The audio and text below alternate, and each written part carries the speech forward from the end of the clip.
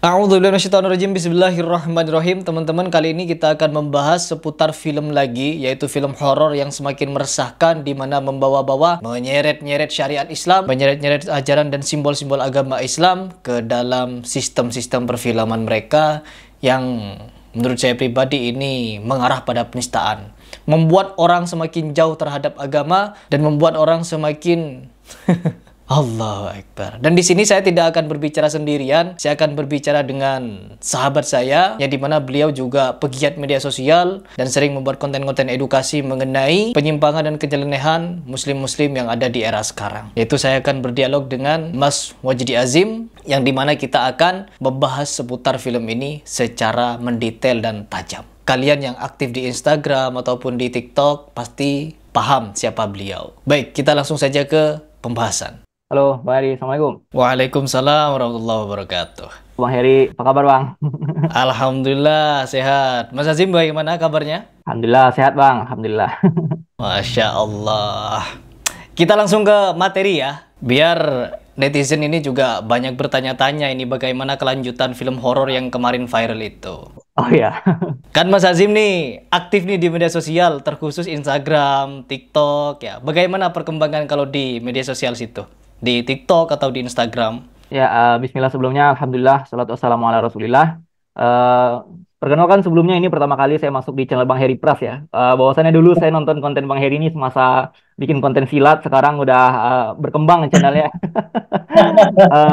Ini sangat membanggakan bagi saya karena saya bisa berdiskusi sama orang yang seperti Bang Heri.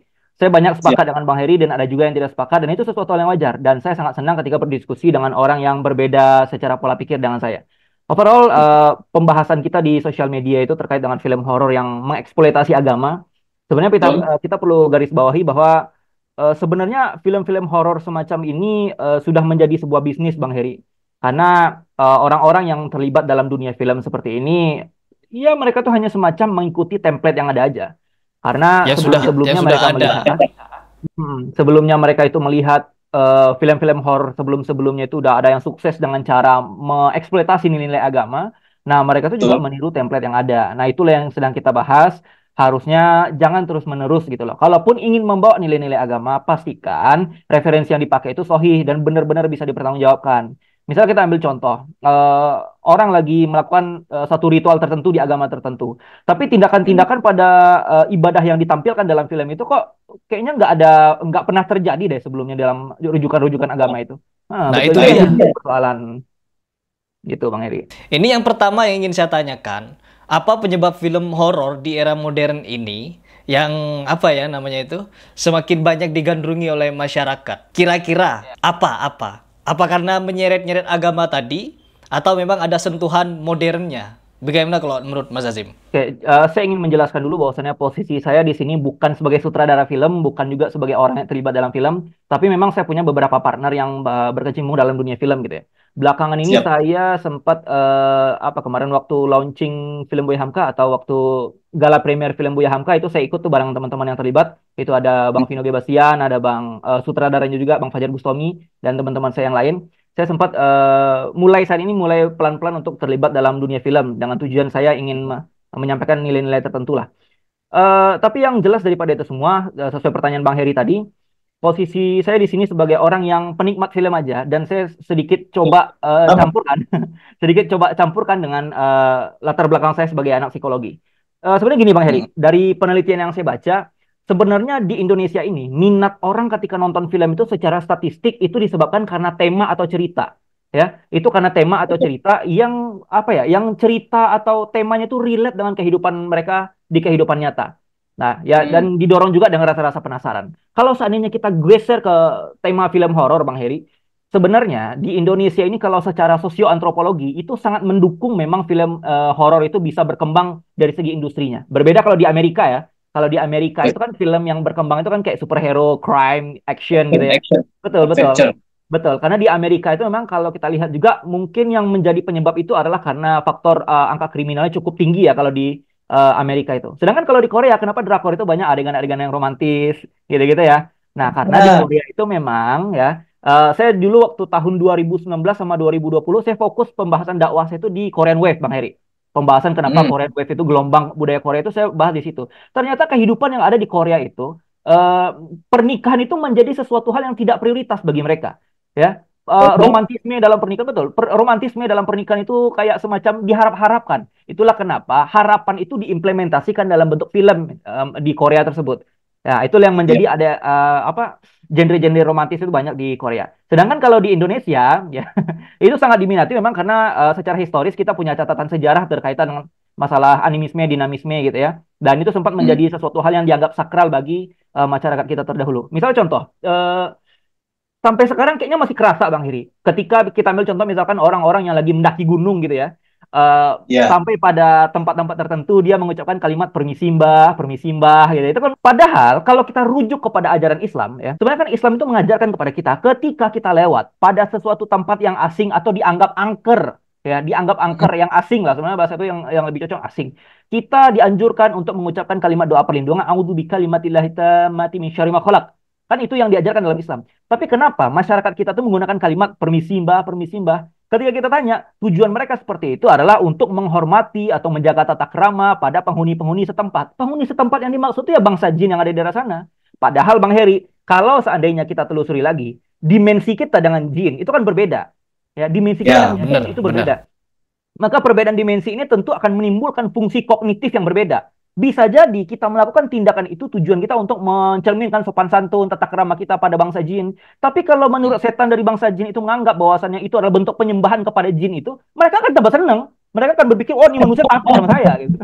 Ya, jadi ada perbedaan persepsi jadinya. Nah, hal-hal semacam Benar. inilah yang hal-hal semacam inilah yang menjadi kesempatan bagi orang-orang yang terlibat dalam industri film sehingga Betul. ini bisa menjadi apa ya? Yang orang-orang yang buta secara keilmuan dan di satu sisi mereka tuh antusias dengan hal-hal mistik semacam ini yang diambil kesempatan bagi orang-orang yang terlibat dalam industri film seperti itu. Benar, benar, benar. Jadi jawabannya karena relate dengan keadaan yang ada di Indonesia. Makanya banyak sutradara yang membawa-bawa nilai-nilai agama ke dalam film-film horor mereka. Karena terbukti film-film yang sedemikian booming, Mas Azim. Jadi Jadi mereka nagih. Oke, pertanyaan berikutnya. Kenapa film sekarang dan dulu tuh berbeda? Masalah horor. Kalau yang dulu kan condong ke hal-hal yang seksual, tapi sekarang sudah mulai ke agama. Ini pandangan Mas Azim bagaimana? Ya sebenarnya gini Bang, film ya di masyarakat kita ini itu pertama kali diperkenalkan itu tahun 1900 atau 1900 lah pada saat itu. Itu zaman apa ya? Bukan Indonesia dulu zamannya, Hindia Belanda. Jadi zaman India. 1900 itu film yang yang di setting itu tujuannya untuk mendokumentasikan kehidupan orang-orang Hindia Belanda ya, proyek-proyek Hindia Belanda. Nah, di situ tujuan didokumentasikannya film-film di masa itu. Sedangkan Hmm. di Indonesia ini seiring berkembangnya waktu ya, tahun 1966 itu keran impor film dari luar ya, dari barat, dari negara-negara luar itu masuk ke Indonesia tahun 1966. Tujuannya apa? Untuk memperbaiki situasi ekonomi yang pada saat itu. Ya, situasi ekonomi yang tujuannya untuk memperbaiki situasi ekonomi lah. Cuman di Indonesia pada saat itu yang paling laris filmnya itulah film yang berasal dari Amerika. Film yang ada di Amerika pada saat itu kebanyakan genrenya itu berkaitan dengan masalah seks sama perkelahian, kekerasan. Nah, inilah yang menjadi rujukan bagi orang-orang kita di zaman dulu, ya, yang jadi rujukan bagi orang-orang zaman dulu untuk meniru template-template yang ada. Jadi mereka menjadikan itu Iya. sebagai referensi. Nah, seiring berkembangnya zaman, film horor ini kan ya, film horor Hmm. ini mulai merambah pada nilai-nilai agama, menyelipkan nilai-nilai agama yang ujung-ujungnya tuh kayak mirip begitu Bang Heri. Setan itu dibikin overpower gitu kan. Dan konklusinya Benar. ujungnya ada seorang tokoh agama yang bisa menyelesaikan masalah-masalah yang dilakukan oleh si hantu-hantu ini. Nah, itulah yang Nah, menjadi minat bagi masyarakat. Seakan-akan ketakutan masyarakat soal hantu-hantu ini itu seakan-akan udah ada solusinya bagi pemuka agama. Itu Bang Heri. Tapi gini Bang, saya tambahin dikit ya. Saya tambahin dikit ya, ya Bang ya. Kalau siap. kita merujuk ya pada Undang-Undang Republik Indonesia nomor 33 tahun 2009, fungsi utama daripada film itu sebenarnya kan ada 6 poin tuh. Yang pertama itu fungsinya adalah sebagai fungsi budaya, yang kedua pendidikan, dan yang terakhir itu sebagai fungsi ekonomi. Nah, mungkin ya di zaman sekarang tuh kayaknya udah kebalik gitu. Masuk akal. Oke, pertanyaan berikutnya, Mas Azim. Pertanyaan berikutnya. Kira-kira apa dampak apabila film horor-horor seperti ini nih yang bergenre agama dibiarkan? Dampak kedepannya ini bagi anak bangsa, bagi bagi agama kita, terkhusus bagi kita sebagai umat Muslim. Bagaimana dampaknya ke depan? Oke, jadi gini Bang Heri, dalam Islam itu kan ada rasa takut ya. Rasa takut kalau dari perspektif psikologi itu adalah sesuatu yang wajar dari dalam diri manusia. Itu adalah respon yang alami ketika kita menghadapi situasi yang sekiranya mengancam diri kita atau mengancam jiwa kita, maka timbullah alarm bagi diri kita, yaitu namanya rasa takut. Nah, rasa takut ini kalau dalam Hmm. Islam itu kan ada dua jenis. Yang pertama khauf ya, sama khosyiah. Khosyah ini kalau dalam Al-Quran ada itu di surat Al-Hasyr ya. Lau anzalna hadzal Qur'ana 'ala jabal la ra'aitahu khasyi'an min la ra'aitahu khasyi'an mutasaddian min khasyatillah. Ya. Jadi kalau khasyah ini adalah rasa takut yang menimbulkan ketakwaan kita kepada Allah Subhanahu wa taala. Tapi kalau khauf Hmm. itu adalah rasa takut yang disebabkan karena faktor manusiawi. Misalkan kita dikejar singa gitu ya. Ya. Takut itu Hmm. manusiawi sebenarnya, tapi respon dari rasa takut itu berbeda-beda. Ada orang yang ketika dikejar singa dia lari ya, lari itu respon dia. Ada juga yang ketika dikejar singa dia melawan. Jadi respon rasa takut orang itu berbeda-beda. Nah, ketika kita Ya. menonton film horor, rasa takut kita ini bukan pada khauf, bukan pula pada khosyah. Tapi rasa takut itu hasil doktrin, Bang. Bukan rasa Doktrin takut ya. yang disebabkan doktrin. Karena gini, Bang Heri, saya seorang tolabul ilmi yang mempelajari dan mendalami ruqyah syariah bersama guru saya. Ternyata ketika saya meruqyah orang, eh, setan dari kalangan bangsa jin itu tidak semengerikan yang ada di film-film horor itu. Nah, cuman di film-film horor itu kayak terlalu overpower, lebay, bisa membunuh segala macam. Dan Ah, ya, begitulah Bang Tapi Heri. Tapi ada orang yang katanya bisa apa namanya memanggil jin. Ya, masukin jin ke dalam tubuhnya, terus gambar-gambar jin. Tahu kan lah channel YouTube yang begitu-begitu. Nah, itu bagaimana tuh, Mas Azim? Jujur saya tidak sepakat dengan orang-orang seperti itu ya. Justru kalau saya melihat konten-konten mereka itu banyak yang bertentangan, tapi pada saat ini kita bahas film ya. Mungkin di part berikutnya kita bahas orang-orang seperti ini. Dan ini akan dibahas sama Bang Heri nanti ini. Siap. Eh, ya, dan ini Bang Heri ya, ketika kita melihat film-film horor semacam ini, banyak sekali orang-orang itu yang takut sama hantu itu bukan karena faktor manusiawinya, bukan faktor juga karena apa ya, khosyah. Iya, karena doktrin. Betul. Jadi doktrin-doktrin yang dilakukan oleh oknum orang tua di zaman dulu, ya, oknum orang tua di zaman dulu itu membuatkan rasa takut yang sampai saat ini sebenarnya masih bertahan di benak masyarakat kita. Perlu hmm. diketahui bahwa ketakutan yang sifatnya dari hasil doktrin ini sebenarnya bisa dihilangkan dengan cara menambah ilmu pengetahuan dan bertambahnya pengalaman. Ya, maka tugas saya sampai saat Nah, ini adalah hanya untuk bisa memberikan edukasi. Cuman edukasi kita ini sangat kalah gitu, Bang Heri, dibandingkan dengan film betul, yang betul. dia gelontorkan. Dan di satu sisi dan terakhir di pertanyaan yang ini, efek daripada ini semua, saya tidak bisa berprasangka buruk, Bang. Apakah tujuan mereka tuh untuk sengaja menghina Islam apa tidak? Saya nggak bisa masuk pada ranah itu. Itu kan ranah kolbu ya. Kita nggak bisa masuk pada ranah itu. Tapi yang jelas efek daripada itu semua ujung-ujungnya jika agama itu selalu dieksploitasi di film-film horor, ujung-ujungnya akan Ya. terjadi desakralisasi pada nilai-nilai agama. Gimana ceritanya? Orang lagi sholat, ya, yang sama-sama kita tahu, inna sholata tanha 'anil fahsya wal munkar. Sholat itu mencegah perbuatan keji dan mungkar. Tapi ketika dia sholat, dia malah diganggu setan sampai patah tulang. Saya Nah, selama itu dia. saya selama meruqyah nggak pernah saya ketemu kasus kayak gitu.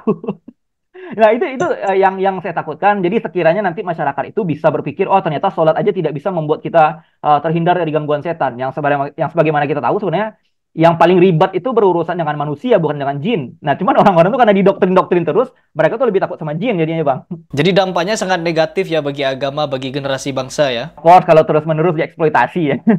Iya, ya kan dampaknya buruk. Pertanyaan berikutnya, Mas Azim. Perlu nggak kita memboikot film-film horor? Kalau berbicara masalah perlu atau tidak, sebenarnya itu kan di luar kapasitas saya sebenarnya, Bang Heri. Kalau saya menentukan boleh atau nggak boleh, harus diboikot atau nggak, jujur kalau secara pribadi itu di luar kapasitas saya. Tapi sebagai seorang Muslim yang baik, saya izin untuk merujuk kutipan daripada salah satu ulama kita, yaitu Al-Imam Al-Ghazali ya. Beliau itu mengatakan bahwa udah seharusnya setiap Muslim itu menutup celah-celah setan yang ada pada diri mereka, ya. Dan celah-celah setan itu salah satunya apa? Yaitu rasa takut yang membuat ketauhidan mereka itu luntur kepada Allah Subhanahu Wa Taala.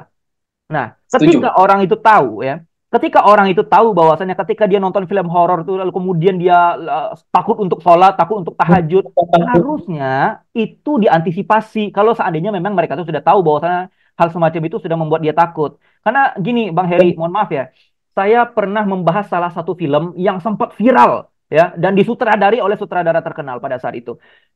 Di adegan itu ada yang sangat lucu menurut saya, Bang. Tapi menurut orang itu mungkin menakutkan. Jadi ada ustadz yang mati karena ditusuk sama pocong. Itu yang di film pertamanya. Sedangkan yang di film keduanya, ya, seorang ustadz juga mati, tapi lehernya patah. Ya, dalam keadaan patah ketika dia berhadapan dengan hantu. Pertanyaan saya, kenapa seakan-akan tokoh agama atau segala sesuatu yang berkaitan dengan agama di situ nggak ada powernya? Ya, Iya, kenapa? Why gitu? Nah, kok seorang ustadz di adegan itu tidak diajarkan doa perlindungan kek atau sikap ketika berhadapan dengan jin yang berwujud padat, kok nggak diajarkan gitu? Nah, itu yang iya, menjadi pertanyaan terbesar saya gitu. Nah, dan iya, jujur posisi saya di sini nggak bisa melarang, tapi jika kita sebagai seorang muslim sudah sepatutnya kita bersikap sebagai seorang muslim. Ya, gitu Bang betul. Heri. Oke, jadi Mas Azim ada di tengah ini ya, di antara mau boykot atau tidak. Karena sebenarnya tidak semua film horor ini mengarah ke agama, Mas Azim.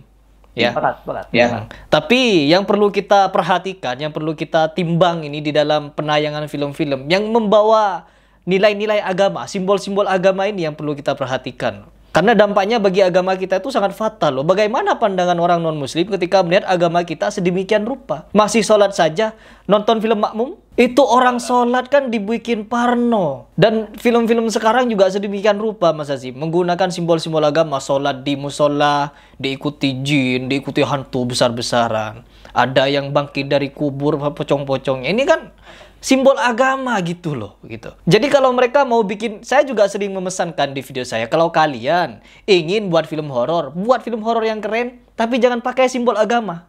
Nah, saya ngomong seperti itu sampai. Jujur, tambah dikit ya Bang Heri ya.